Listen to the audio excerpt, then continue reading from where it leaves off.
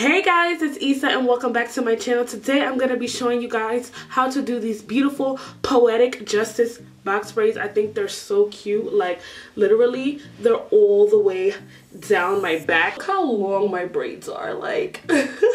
So the products that I use to do my box braids are very minimal. Like they're literally so little. Like I moisturize my hair with Crece Pelo. You guys know I love Crece Pelo. I switch in my leave-ins from time to time, so I would have also used the Miel Avocado Moisturizing Hair Milk as a leave-in as well.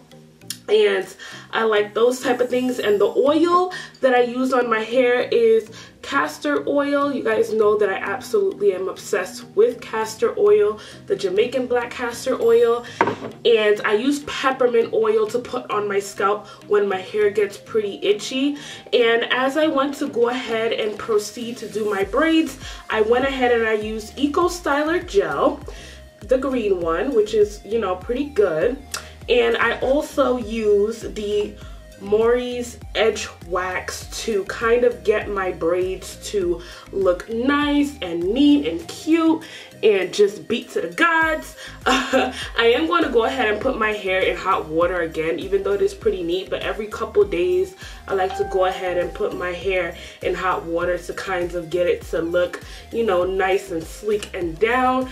But my hair does look sleek and down. I just use a lot of hair because I do have a lot of hair, and I absolutely love the dramaticness of this look.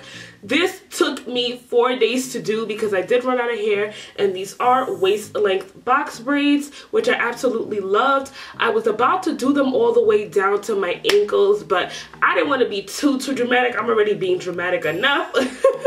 So yeah, let's go ahead and get on to the video, and I hope you guys enjoy what I'm doing. I hope that I was able to teach you guys how to box braid neatly. I did not use the rubber band method. I was able to grip my hair just fine on my own.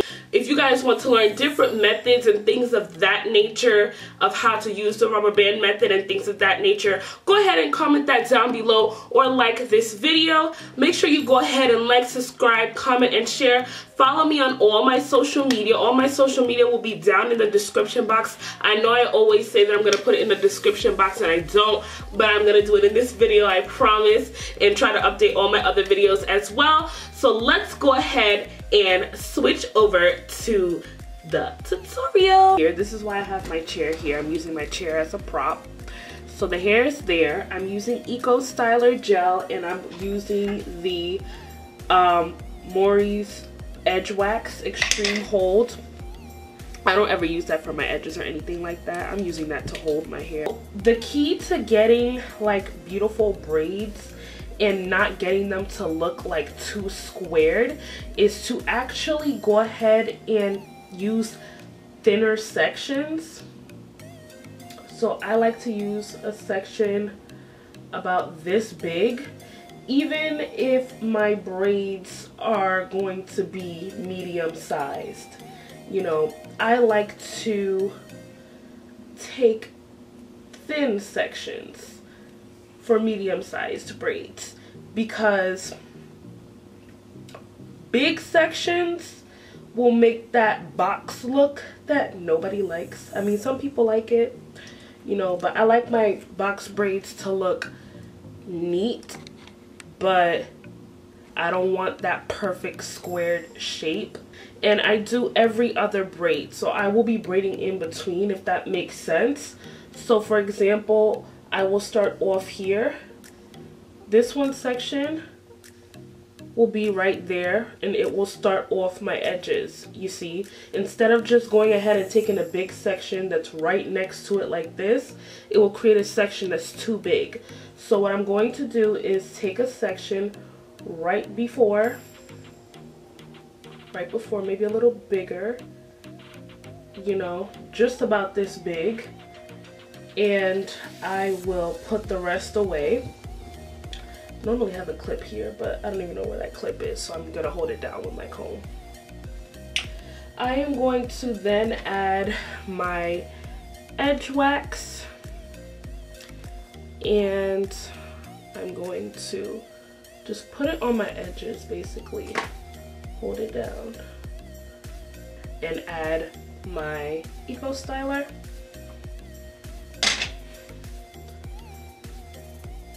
I added my Eco Styler. Y'all can see my hair looks pretty stiff now, and I'm going in with the hair. Ooh. And I take a pretty good amount. This is like the amount. It's pretty thick. I try to grab some black hair in here too, you know what I'm saying? Because I'm trying to like color block. I want some of the black to show. This is pretty much the size chunk that I have here. And I just like to go ahead and feather it actually a little bit more. I already feathered the hair, but I like to stretch it like this a little bit. And I do this in between each braid as well. Sometimes it could be so much hair that you have that, you know, not everything gets feathered at once. So I just go ahead and feather individually because I'm not an expert featherer. So after the hair is feathered, it will look kind of like this at the bottom, a little crispy. It's okay if it look a little crunchy crunch, sis. We're gonna cut it. So I take the hair and I'm going to take a smaller size and a bigger size, okay, like this, and I'm going to put it inside of here and cross it over, and you should have like a little loop like that. And so I'm going to try to demonstrate as best as I can, but basically you want to use your 2 fingers, your thumb and your index finger, and see, this is what I do because I just go ahead and rotate it into my hair and I grab it basically like this. See that? And I take my hair and put it underneath. This is where I am going to use my finger and put it inside the loop and start braiding. And then I will braid over again to kind of get it like close to the scalp. And I'll continue to braid down for a little bit to kind of get the braid in the right direction. And as I'm going, I'm detangling at the bottom.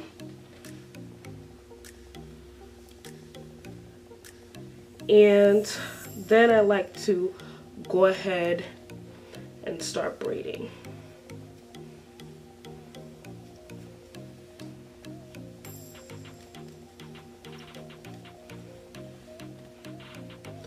It's a bit complicated, like if you're just starting off, you know, they have different like rubber band methods and things of that nature, but I've always been a braider, so you know, I don't really use all them rubber bands. Rubber bands break your hair, and I just feel like that's for people who don't really know how to kind of grip good, and I feel like I can grip my hair on its own, so I go ahead and just do that. First section right there. Let me just do that one more time so it's not too in between. Twist it up and clip it up, and you'll do the same routine over again. So I'm going in with my edge wax, and this kind of just stiffens my hair, like I said. I'm gonna show you guys one more time before I speed it up. So I'll separate the hair.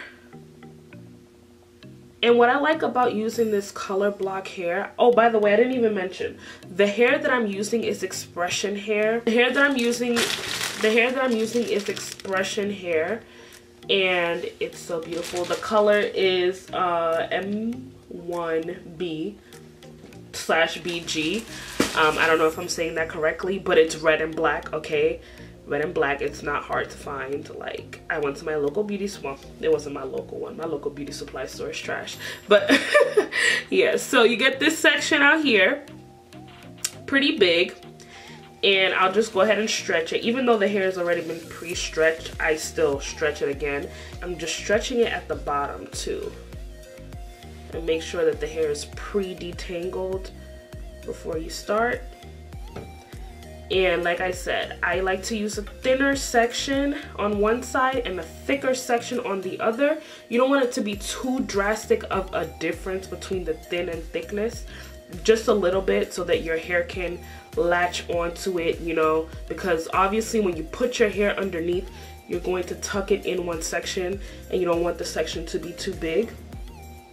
But I put the hair in.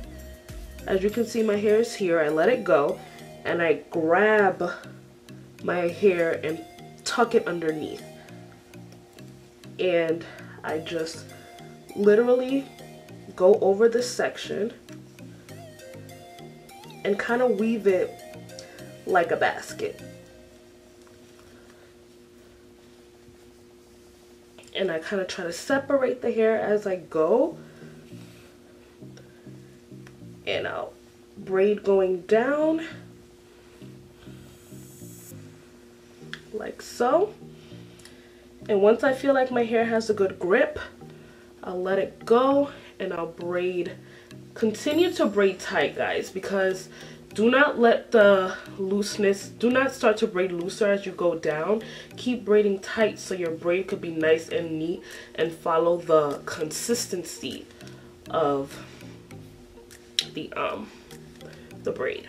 So this is where I can speed it up a little bit because now I'm confident that my braid is secured.